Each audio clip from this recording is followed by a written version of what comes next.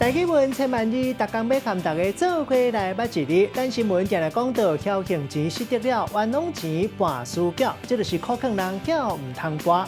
今仔日要甲大家小解这一日，咱同齐来看到，这就是缴半缴的缴，读过要缴。第二条，缴就是赌博的意思，也就是用金钱落赌来输赢，赢的人会当摕到钱。若半缴的头家就是缴东负责整缴，招来做伙半缴的人就是缴卡。足爱跋筊的人，咱笑伊讲是缴鬼或者是缴仙。若跋筊的所在就是缴经，嘛有人讲是缴场、缴收。